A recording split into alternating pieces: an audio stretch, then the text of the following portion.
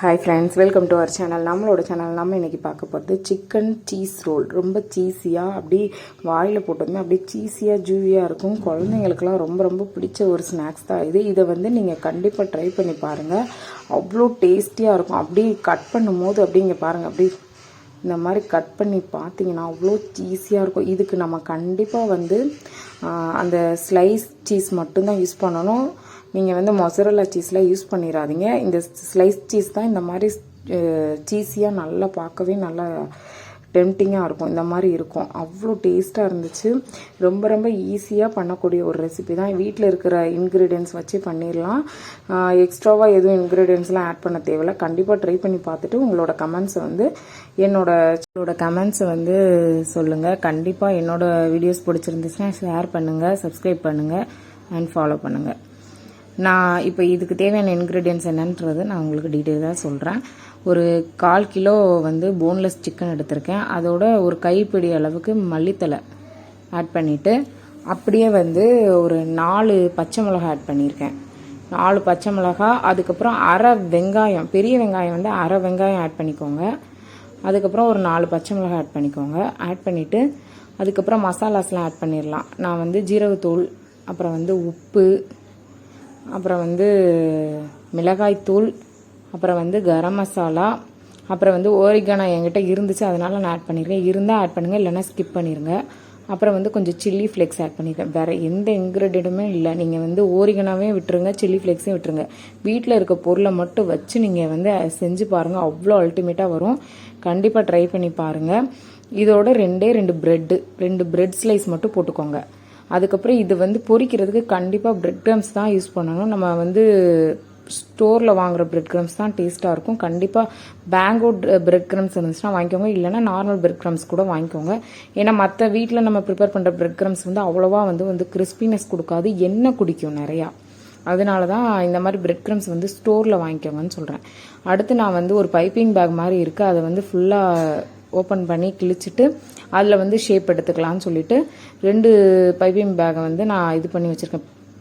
அந்த மாதிரி பேக் இல்லைன்னா நீங்கள் வந்து கோல்டு வின்னர் கவர் இருக்கும் இல்லையா, அந்த மாதிரி கவர், எண்ணெய் கவர் ஏதாவது இருந்துச்சுன்னா அதை ஃபுல்லாக ஓப்பன் பண்ணி இது பண்ணிவிட்டு அதில் வந்து இந்த மாதிரி 2 பக்கமும் வந்து வச்சு கையை வச்சு அழுத்தம் கொடுத்துனிங்கன்னா நல்லா வந்து ரவுண்ட் ஷேப் கிடச்சிரும். இதுக்கு நடுவில் வந்து சீஸை வச்சு நம்ம வந்து ரோல் பண்ணிடணும். அவ்வளோதான். ரொம்ப ரொம்ப ஈஸியாக பண்ணிடலாம் நம்ம வீட்லேயே. இது வந்து கடையிலலாம் சாப்பிட்ணுன்னா எப்படியும் வந்து உங்களுக்கு ஒரு 50 ரூபா 60 ரூபாய்க்கு மேலே தான் இருக்கும். கம்மியான ரேட்லலாம் இருக்காது ஒரு பீஸே.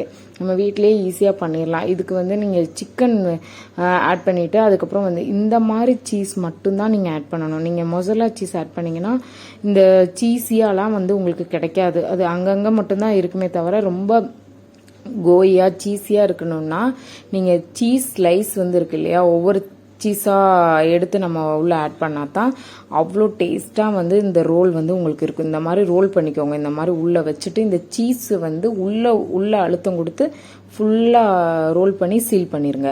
இந்த மாதிரி சீல் பண்ணிங்கன்னா உங்களுக்கு வந்து சீஸ் வந்து நம்ம பொரிக்கும் போது வெளியே வந்து உங்களுக்கு ஸ்ப்ரெட் ஆகாது. நல்லா வந்து சிக்கன் ரோல் வந்து ரொம்ப டேஸ்டியாக எம்மியாக இருக்கும். நம்ம பிள்ளைங்கள்லாம் ஸ்கூல் போயிட்டு ஈவினிங் வர டயத்தில் இந்த மாதிரி பண்ணி கொடுத்தீங்கன்னா ஸ்நாக்ஸுக்கு அல்டிமேட்டாக அவங்க விரும்பி சாப்பிடுவாங்க. வெளியே எங்கேயுமே ஜங்க் ஃபுட்ஸ்லாம் வந்து வாங்கி சாப்பிட மாட்டாங்க. வீட்லேயே நம்ம இவ்வளோ டேஸ்டியாக பண்ணி கொடுத்தோன்னா பிள்ளைங்க வெளியெல்லாம் வாங்கி சாப்பிட மாட்டாங்க. இந்த மாதிரி நான் வந்து இன்றைக்கி 2 முட்டையை நல்லா உடச்சி ஊற்றி டிப் பண்ணி அந்த இப்போ ரோல் பண்ணி வச்சுருக்க ரோலை வந்து டிப் பண்ணி அதை வந்து என்ன பண்ணுறோன்னா அடுத்து பிரெட் க்ரம்ஸில் எடுத்து போட்டுட்டு மறுபடியும் ஒரு தடவை இந்த முட்டையில் போட்டு டிப் பண்ணி அதுக்கப்புறம் பிரெட் க்ரம்ஸில் போட்டு ரோல் பண்ணோன்னா நல்லா சீல் ஆயிரும். நமக்கு வந்து அந்த சீஸ் வந்து வெளியே வரவே வராது. இந்த மாதிரி பிரெட் க்ரம்ஸில் போட்டு நல்லா ரோல் பண்ணி எடுத்துக்கோங்க. அப்போ தான் அந்த சீஸ் வந்து வெளியே வராது. சிக்கன் ரோலுமே வந்து உங்களுக்கு கிறிஸ்பியாக இருக்கும். பார்க்குறதுக்கு சாப்பிட்றதுக்குமே அவ்வளோ டேஸ்ட்டாக இருந்துச்சு. எங்கள் வீட்டில் எல்லாருக்குமே ரொம்ப பிடிச்சிருந்துச்சு. இந்த ரோல் வந்து நீங்கள் கண்டிப்பாக ட்ரை பண்ணி பாருங்கள். இது ரொம்ப ஈஸியாக பண்ணக்கூடிய ஒரு ரோல் தான். இந்த மாதிரி நம்ம பிரெட் க்ரம்ஸில் கோட் பண்ணிவிட்டு இதை ஒரு 1/2 அன் ஹவர் வந்து ஃப்ரீசரில் ஸ்டோர் பண்ணி எடுத்துக்கோங்க. பொரிக்கிறதுக்கு முன்னாடி மட்டும் எடுத்தால் போதும், அது நல்லா செட் ஆயிரும். அதுக்கு தான் இந்த 1/2 அன் ஹவர் வந்து ஃப்ரீசரில் செட் பண்ணுறது. இந்த மாதிரி செட் பண்ணி எடுத்துகிட்டு நீங்கள் வந்து செஞ்சு பாருங்கள். அவ்வளோ டேஸ்ட்டாக இருக்கும்.